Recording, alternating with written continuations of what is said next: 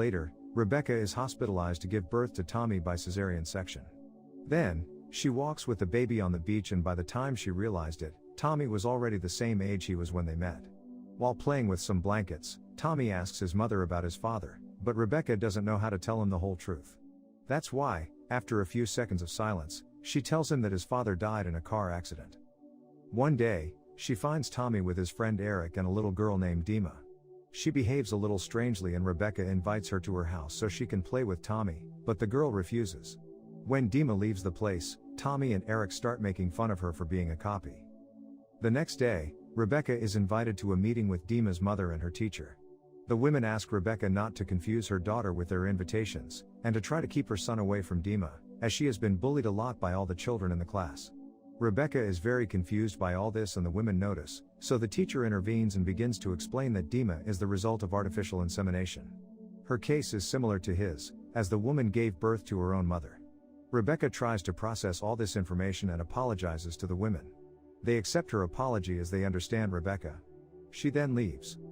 The next day she organizes a birthday party for Tommy, so she decorates the whole house and waits for the other children together.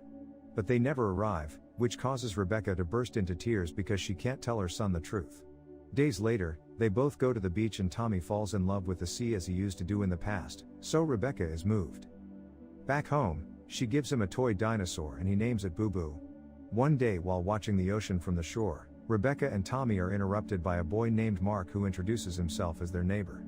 He and Tommy become fast friends, even going to play with him at his house while Rebecca works on her computer. That same night, Tommy asks his mother if she was present at the time of his father's death and she tells him the story a little nervously and omits information. The next day they both play wrestling on the beach and Tommy manages to beat her, so he innocently tells her that now he could do whatever he wants with her, to which Rebecca gives in to his wishes and encourages him to do whatever he wants. At that moment Mark appears and Tommy leaves. In the evening, Rebecca enters her son's room and sends him off to bed. Time flies by and by the next scene, Tommy is an adult again and is already romantically involved with Monica, his girlfriend. This hurts Rebecca, who cannot explain her feelings to her son. He even asks his mother for permission for Monica to live with them. Rebecca accepts in spite of everything and the girl moves into the house. The first few days are a bit strange as the girl tries to get her mother-in-law to like her, but notices that she keeps some distance in the relationship. She even bakes a cake to try to make things better, but Rebecca doesn't eat it. One night, while pretending to be asleep, she overhears Monica telling Tommy that she must talk to his mother and must explain that he only loves her as his mother. So Rebecca notices that her feelings for her son are becoming more and more evident. The next day, Tommy comes over with a net to joke with his mother, but the joke gets a little weird and they are both very embarrassed, plus all this was seen by Monica. Upon entering the house, Monica tries to confront Rebecca, but she just evades the situation.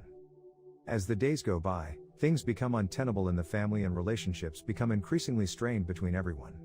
The high point of this comes when Tommy's real mother shows up on the scene and is perplexed to see the exact replica of her son, but deep down she knows it's not really him. Tommy begins to despair and demands an explanation, but no one utters a word and the woman leaves with Rebecca.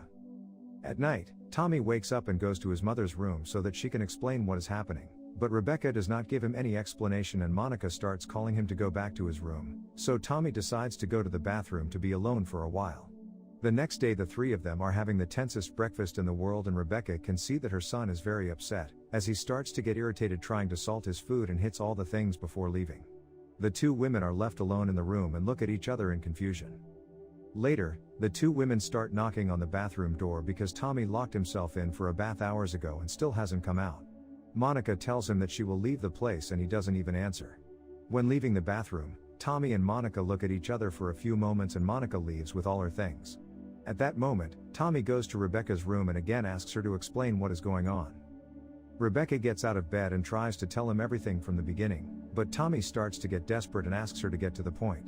Rebecca gets up and goes to get the computer that Tommy used in his past life. He sees all the pictures and videos and starts tying things together very quickly. He begins to rage at his mother and asks her who she really is, then despairs at not knowing who he really is and realizes that his whole life has been a lie and that his mother was actually the love of his life in his past life. He climbs into Rebecca's bed and they unload all the love and tension they had since he was little. When they finish, Tommy gathers all his things and says goodbye to Rebecca, calling her by name for the first time. The end. Thanks for watching. Please, like, subscribe, and click the bell icon to get new movie recaps.